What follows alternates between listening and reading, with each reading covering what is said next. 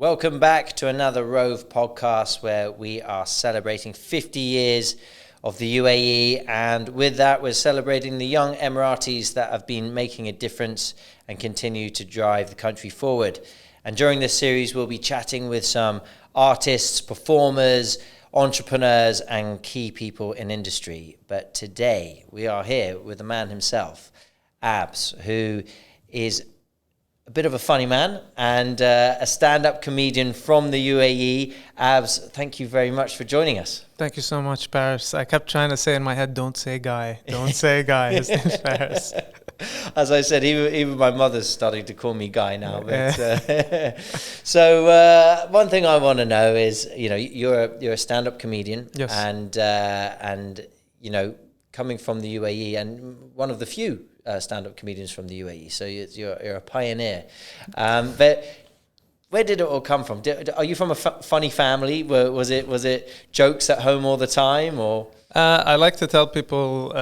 I'd like to brand myself as the first Emirati comedian, but really, I honestly believe my mom is the first Emirati comedian. She just hasn't been on the stage as much as I am. So I think I get a lot of my humor from my mom and our family. There's a lot of, as the English say, banter, bants. So it's kind of like that in the household. There's always a bit of like teasing and like that banter amongst each other in the family. But it's all just like fun and games, So I think that was the initial exposure to comedy in my life was family. Right. So it really came from your mum. And then when did you realize that you were funny? Because one of the things that I always want to know is, are they really funny guys? Like if you met them in normal life, are they the funniest guys you meet, or are they funny guys who have really developed and perfected an act in order to be able to do it on stage? I think you have those two types. I would like to say, maybe add to it, that they're very emotional people. Oftentimes maybe you'd meet someone on the street and you'd think this guy looks very sad or very depressed, but really he's hilarious on stage. Personally, I was the funny guy amongst my group. I didn't have really much going on for myself, really. I joked to people that I looked like Harry Potter when I was 12. I used to wear glasses and had like a bowl cut. And I say I joke, but 3 random people have approached me and they're like, you look like that guy from that movie. And they point to the DVD. I remember one time in an Enoch station, someone pointed to the Harry Potter. I was like, yeah, I look like Harry Potter. So I just wanted to make people laugh. It was sort of like my goal for the day. If I had a day where I didn't make someone laugh, I felt like it was a day wasted, But I didn't really know much about stand-up comedy at that time until I watched a performance by Dave Chappelle, his special For What It's Worth, and then I realized people could actually do this as a profession, or it's a thing. I didn't even know people got paid for it. I thought people just went up on stage, told stories, made people laugh. And that was like really my first exposure to stand-up comedy, yeah. So Dave Chappelle was like an early influence for you? It was the first influence, yeah, which is, I think, a great influence because he's just, I think, the king of comedy right now. So which other comedians do you like right now?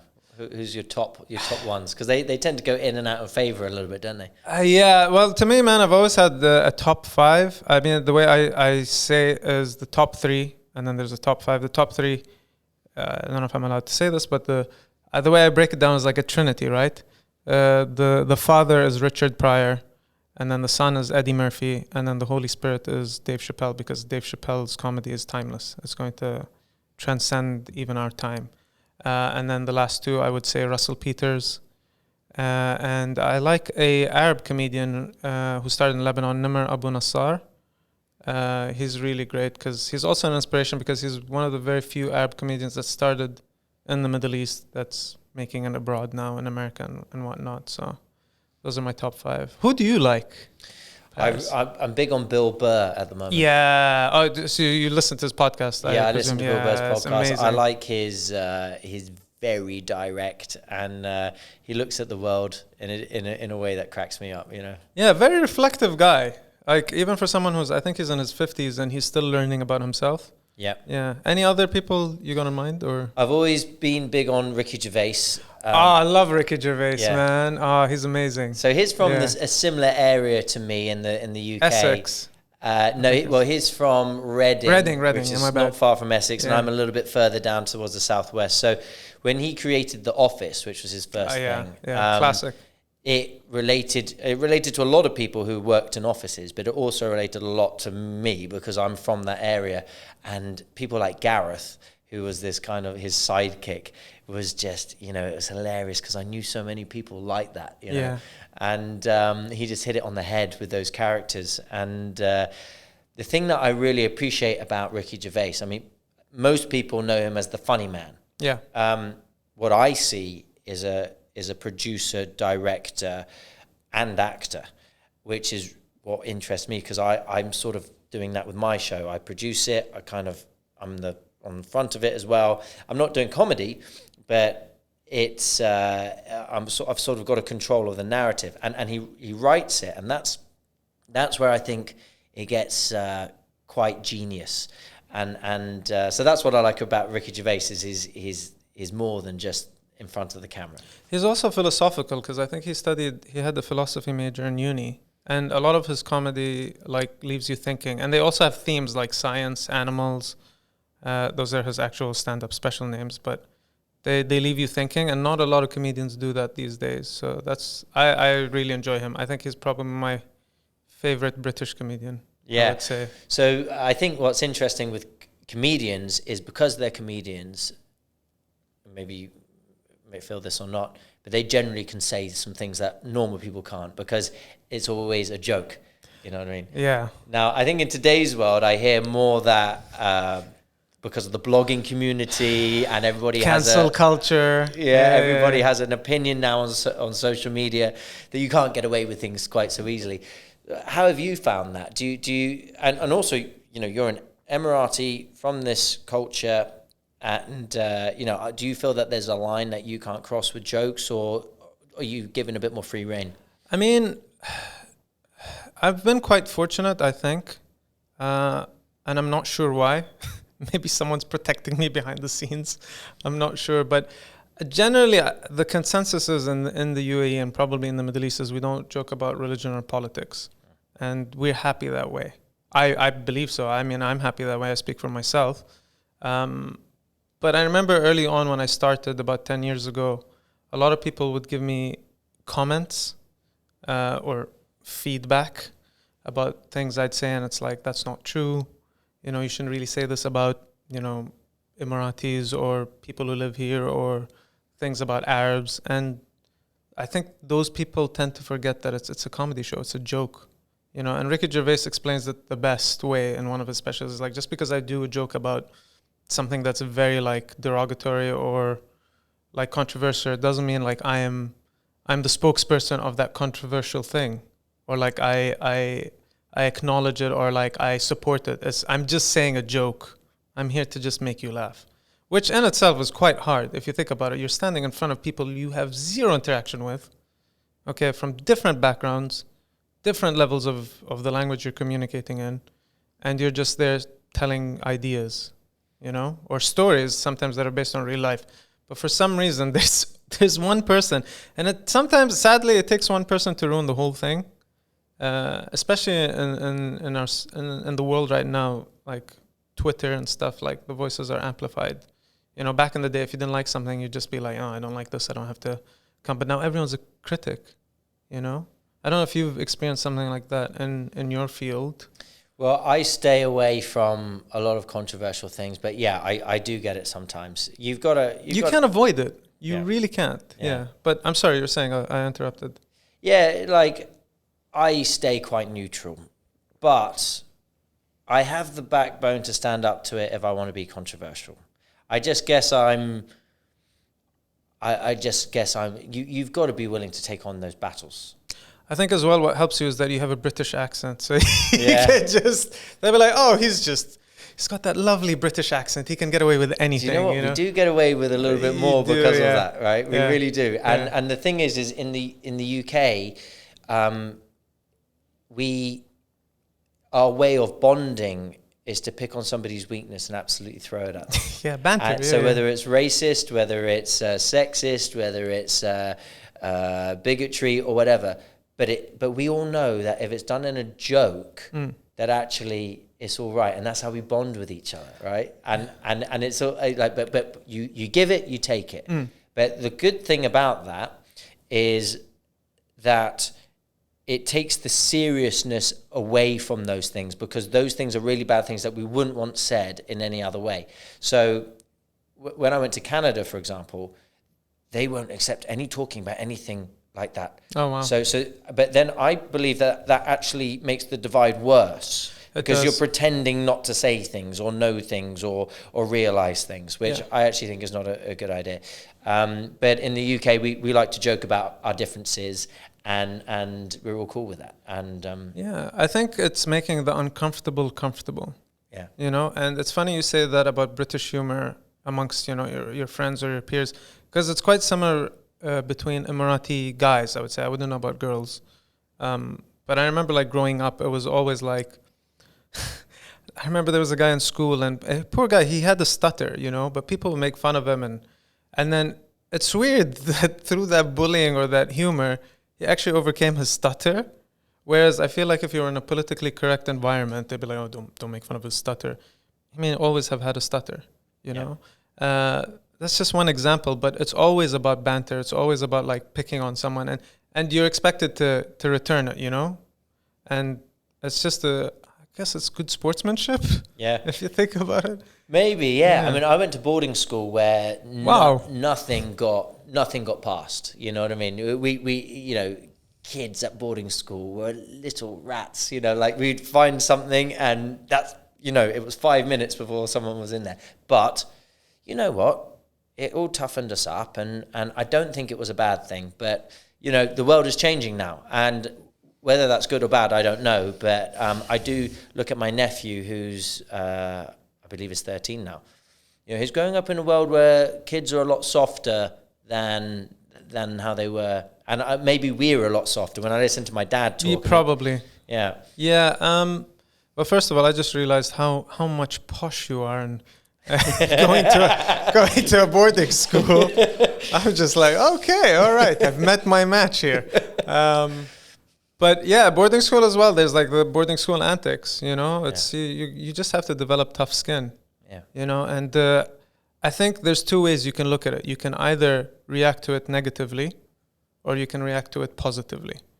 And positively is by joking about it or laughing about it. You know. It's that thing where they say just let it go in one ear and out the other. But I think you should also react to it rather than let it bottle up, you know? Obviously, I'm not saying don't be sensitive. Maybe there are lines that you can cross that are very sensitive, you know what I mean? For certain people. It's like I could be talking to another British person. I'll be like, oh, these chips are good. It's like, it's crisps, you know? It's like, okay, I'm sorry. I didn't know, like, I mean to, like, piss you off, you know, you Yankee. And it's like, I'm not a Yankee, you know? It's like, I'm English, so...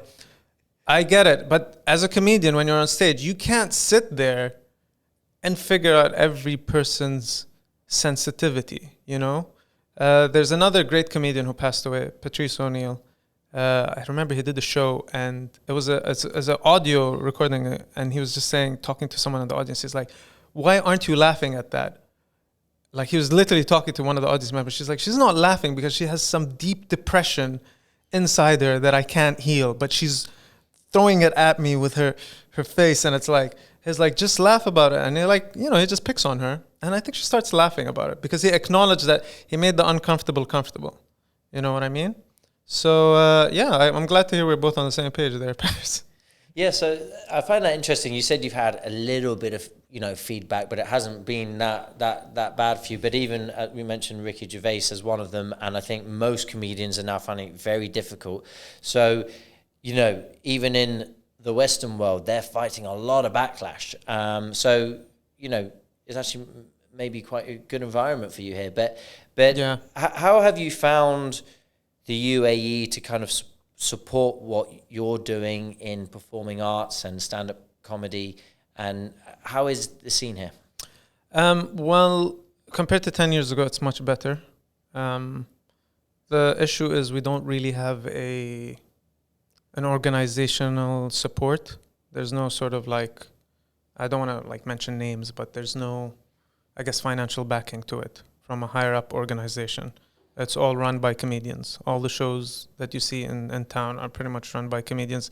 One out of maybe 10 international acts, maybe someone's supported by a local comedian only recently in 10 years, you know. Whereas and abroad, if there's a visiting comedian, let's say from America or the West, they'd have a local opening act.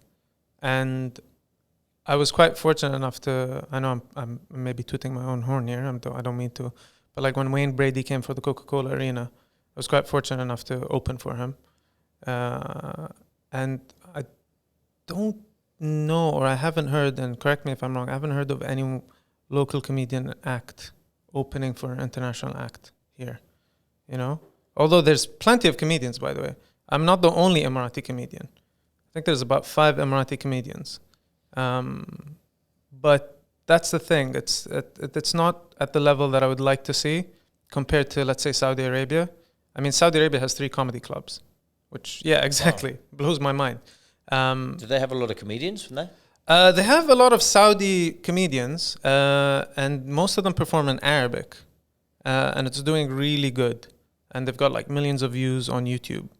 And they're also sponsored by like organizations, and I think one of them sponsored by Pizza Hut, which is very weird. It kind of makes me jealous because I do like Pizza Hut. But whereas here we don't have a comedy club, you know. And in the UAE we do comedy in 3 different languages. Yes. As far as I know, there could be more, but I know that there's an English, there's Arabic, and there's the Desi comedy, which is like in Hindi, Urdu, you know. So I think on paper it sounds great, but in practice it's not the same. And do you focus on the English-speaking market? I do, because I tend to think in English. It's funny, I think in English, but if you piss me off, I'll start speaking Arabic. I think it's more offensive. No, I think that's how you find out where someone is truly from, is when you start pissing them off. That's angering them. That's when, and then they start cussing. It's like, okay, now I know where he's really from. But I do stand up in Arabic, not as frequently, because the Arabic scene here isn't that great, to be honest. There's a few Arab comedians like Iman Khallouf and Mohammed Badr, and they're trying to, get the scene going, but they're having a lot of trouble with that. Yeah, and a lot of the Arabic-speaking comedians have realized that, and they've just shifted to English. And we all speak English here. It's weird. There's like 190 nationalities here, and we all communicate in English. Do you find being, an Emirati comedian, which I guess is a rare commodity? I think you said there's like five of you. As far as I know, yeah. Is that helpful? Does that give you a sort of nice niche, or how does it work? You know what? I'm glad. I think 2 years ago, before the pandemic, we had a Emirati night stand-up comedy show, and the whole lineup were Emiratis that did stand-up in English. Now, I say there's only 5 comedians that I know of. I mean, there might be someone. I'm sure someone's going to comment on this podcast and be like, "No, I'm a comedian." I say, "I'm sorry, I've never seen you in my life, mate." But it's good and bad. Like, from a competitive point of view, it's good because it's like, okay, I'm coming up with original content, and that's realistic. But ideally, I'd like to see more, because we are funny people. The one thing I'd love to see really is a female Emirati comedian. There used to be one about 6 years ago, Shayda Ibrahim, but she moved to the UK. She married an Englishman. And look at you guys. You're doing so well. You're stealing our women. And she moved to the UK, but I don't think she does stand-up anymore. So she was the only female Emirati comedian. And that just boggles my mind. I don't know why 10 years later we don't have a female Emirati comedian. If you're listening to this, well, please. We like to have, rights on anything funny. So when we heard you guys were cracking jokes, we started stealing your comedians. Exactly, man. Oh, man. Colonial ways. Oh, man. Yeah. This guy, already, we started with the banter. Roast battle. This is turning into a roast battle instead of a podcast. So at least we have the shatafa, man. At least we have the bum gun in the toilet. So looking to the future, what would you like to see coming to the UAE or developing in the UAE to help really bring that through, so that comedians are coming from the grassroots level and growing through? What needs to be in the ecosystem? That's a very tough one, man. I feel like you've given me the sole responsibility to uplift the comedy scene. Ideally, I would like to see more organizational support. I'd like to see maybe comedians perform at a university level. In America, they do a lot of university tours. There's some resistance here. I've contacted a few universities in the country, and as soon as I mentioned stand-up comedy, for some reason, even though they promote art, and stand-up comedy is an art form, they just turn a blind eye. So there's a lot of resistance in that sense. It's sort of like a rags to riches story. It's like you just have to survive and hustle. It's a lot of hustle culture. The other thing I'd like to see is more local acts supporting international acts. I think a lot of international acts want to come to Dubai, not just to perform, but also for tourism. From what I've heard, from what I've heard in the grapevine, that a lot of the international comedians come here and they just want to explore Dubai, and at the same time perform. I've messaged a few comedians who are stopping over in Dubai, and I'm talking about blue tick, 200,000 plus followers, and I'd be like, hey, I just noticed you're in town. If you want to do a spot, let me know. They're like, man, I'd love to, but I got a tight schedule. I'm really here for tourism, but if something frees up, I'm down, So it's funny, as a comedian, right? I can go anywhere in the world and be like, I'm a comedian, and we sort of understand each other's language. We understand the struggle we've had. But here, I would love to see more support. The audience love it. Sometimes we have a lot of regulars come through. I have people who message me and be like, when's the next show? There's just no advertisement. There's no proper marketing, unfortunately. Yeah, that integration's needed, because we're now getting big name comedy acts. And some of the local comedy acts here are maybe not known so much among the people here. So for example, like they would pay for tickets for Michael McIntyre to come over. Yeah. But wouldn't necessarily know some of the local acts here, and but would find them funny and would continue to watch them if they knew about them. So, no, sadly, that's exactly, you hit the nail on the head. Yeah. People here do love comedy, and I think if they knew their local comedians, it's I don't want to say it's funnier, but it'd probably be as funny. I mean, there's a lot of niche things that only people who are raised in Dubai or the UAE understand.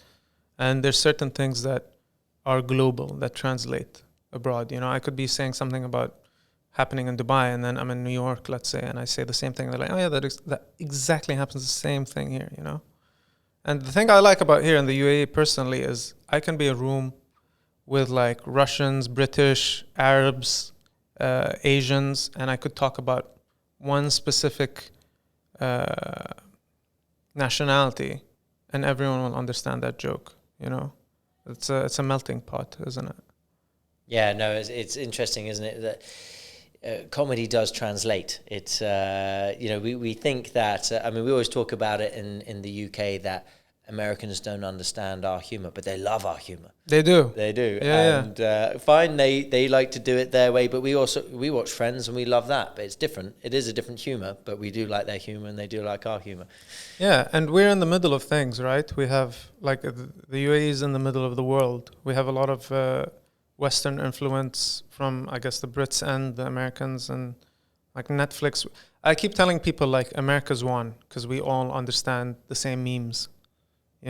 Even me, I'm talking to you, it's this amalgamation of a Western American accent, but I can put on a British one if you want. Paris, if you like, mate. I could do a posh one on Michael Caine if you want, mate. Just that's how we speak. Cockney, yeah. You might be able to get a job in a taxi if you do that. I'd love to wear like full Pandora and just put on that accent, and just like freak people out. Well, that happened to me once because in fact, here's a story, because we're here in the Rove podcast studio, part of Emar, and one of the guys who I met at Emar and I was doing business with, in the full Pandora, and I realised his English was very good. I said, so did you study in the UK? He said, no, my mother's English. I was like, oh, so you're half? I said, yeah. I said, where are you from? He says, I'm from Bristol. And that's where I'm from now. Before I give you the what he said next, I have to explain that that area of where I'm from, everybody speaks like pirates. Okay. It's the funniest accent you've ever heard, right? Okay. Everybody speaks a bit like that because everybody works on the farms, right? So you hear the R's. And then all of a sudden, I said, oh, you're from Bristol. He goes, I didn't realize it. And then he starts speaking in the accent. He goes, oh, so you don't mean I speak like this then? And I'm watching this guy in a full Candora speak, and I couldn't hold it in. Amazing, man. It's hilarious. I think you wouldn't really see that anywhere else in the Middle East. Yeah. You know, you wouldn't go to Saudi Arabia and you'd meet some Saudi guys like, I'm Bristol. And like, you wouldn't see that. But because, like I said here, there's so many nationalities, there's so many mixes. It's hilarious. I'd love to actually film a little show where I go into the mall and interview people in different accents. Like an Irish one would be grand, you know, just going around there with the Candora. Conna Satatu, how are ya? That's fantastic. Yeah. That was actually a good accent. I just got back from Ireland, and whereabouts? That would work. I did a whole tour of the whole country. You just keep going around the world, don't you? Yeah. And then if you can't go around the world, this is the guy. I don't know if you guys have seen the show. Paris is probably the guy who's traveled the most during the pandemic. I think I got away with it. Yeah, I did. I've been. Yeah. I went to Egypt recently. I went to Ireland and France. So yeah, I just had to get out. You know. Damn, man. So finally, what would be your advice to your younger self or to somebody coming through the ranks right now, starting off and wanting to get a position and become somebody who can stand up in front of people and crack good jokes? Man, it's funny how you say that, because like I've said, I don't mean to take this to a dark turn, but comedians are quite emotional. I've had a lot of dark times in my life where I just thought it wasn't worth carrying on.